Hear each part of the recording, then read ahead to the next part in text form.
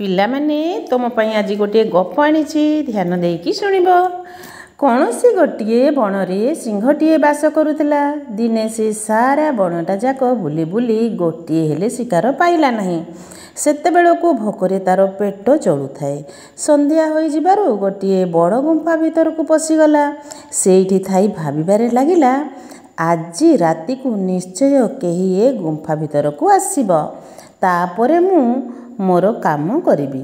ଏହା ଭାବି ସେ ଗୁମ୍ଫାରେ ଚୁପଚାପ ହୋଇ ବସି ରହିଲା। କିଛି ସମୟ ପରେ ସେହି ଗୁମ୍ଫାର ମାଲିକ ବିଲୁଆ ସେଠାରେ ଆସି ପହଞ୍ଚିଲା। ବିଲୁଆ ଦେଖିଲା ଗୁମ୍ଫା ଭିତରକୁ କିଏ ଜଣେ ଯାଉଥିବାର ପାଦଚିହ୍ନ ଅଛି, ହେଲେ ତାର ଫେରିବାର ପାଦଚିହ୍ନ ନାହିଁ।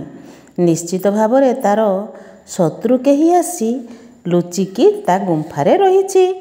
ତେଣୁ ସେ ଗୋଟିଏ ବୁଦ୍ଧି ପାଞ୍ଚିଲା। କିଛି ସମୟ ପରେ ସେଇ ଗୁମ୍ଫା ଦୁଆର ମୁହଁରେ ବସି ରହି ଉପାୟ ଚିନ୍ତା କରୁ କରୁ ସେ ଭାବିଲା, ହେ ଗୁମ୍ଫା ଭାଇ, ହେ ଗୁମ୍ଫା ବୋଲି ସେ 2-3 ଥର ଡାକ ପକାଇ ନୀରବରେ ରହିଲା।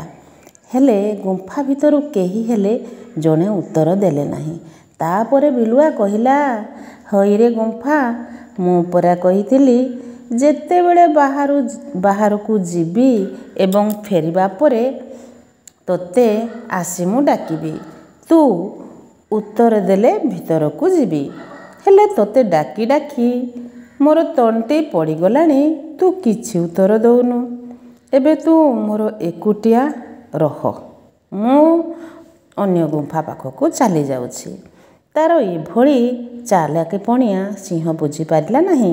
ସେ ମନେ ମନେ ଭାବିଲା, ଏଇ ଗୁମ୍ଫା ବୋଧହୁଏ ବିଲୁଆ ଆସିବା ବେଳକୁ କଥା କୁହେ ଆଉ ତାର ଡାକର ଉତ୍ତର ଦିଏ। ହେଲେ ଆଜି ମୋ ଡରରେ ବୋଧହୁଏ ସେ ବିଲୁଆକୁ ଏ ଗୁମ୍ଫା ଆଉ ଉତ୍ତର ଦେଉନାହିଁ। ତେଣୁ ମୁଁ ସେଇ ବିଲୁଆକୁ ଡାକିବି। ସେ ଗୁମ୍ଫା ଭିତରକୁ ଆସିଲେ ତାକୁ ମୁଁ ମାରି ପେଟ ପୁରାଇ ଖାଇବି। ସିଂହ ଏଥର ଗୁମ୍ଫାରେ ଥାଇ ବିଲୁଆକୁ ଡାକି କହିଲା, ସାଙ୍ଗ, ବହୁତ ବେଳା ହେଲାଣି, ତୁମେ ଏଯାଏ କେଉଁଠି ଥିଲ?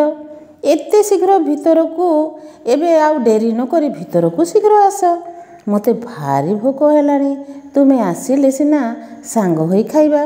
ସିଂହର ଡାକ ଶୁଣି ବିଲୁଆ କିଛି ଆଉ ସେଠାରେ ଡେରି ନ କରି ସେ କୁଦା ମାରିକି ଶୀଘ୍ର ସେଇଠୁ ପଳେଇଗଲା। ସେ ଜାଣିପାରିଲା ଯେ ସିଂହ ଏଇଠାରେ ମୋର ଗୁମ୍ଫା ଭିତରେ ରହିଛି। ବିଚରା ସିଂହଟି ସେଇ ଗୁମ୍ଫାରେ ବସି ବସି ବିଲୁଆର ଫେରିବା ବାଟକୁ ଚାହିଁ ରହିଲା। ସାରା ରାତି ଭୋକରେ ଆଉଟୁ ପାଉଟୁ ହୋଇ ସେ ରହିଗଲା ସିନା, ତାର ଆଉ କୌଣସି କାମ ଦେଲା ନାହିଁ। ସେ ତାର ବୁଦ୍ଧି ପାଇଁ ସେ ସେଇ ଶିକାରଟିକୁ ମଧ୍ୟ ହରେଇଲା। ଏଥିରୁ ଆମେ କ'ଣ ଶିଖିଲୁ? ଦେଖ, ବିଲୁଆ ତାର ବୁଦ୍ଧି ଥିବାରୁ ସେ ଗୁମ୍ଫାକୁ କହିଲା, ହଇରେ ଆଜି କ'ଣ କଥା କହୁନୁ ବୋଲି। କିନ୍ତୁ ସତରେ କ'ଣ ଗୁମ୍ଫା କଥା କହୁଥିଲା? ଗୁମ୍ଫା ତ କେବେ କଥା କହେନି। କିନ୍ତୁ ତାର ବିଚାର, ତାର ବୁଦ୍ଧି ପାଇଁ ସେ ଏହି ବିପଦରୁ ବଞ୍ଚିକି ଚାଲିଗଲା ଏବଂ ସିଂହ ମୁହଁରୁ ମଧ୍ୟ ରକ୍ଷା ପାଇଗଲା।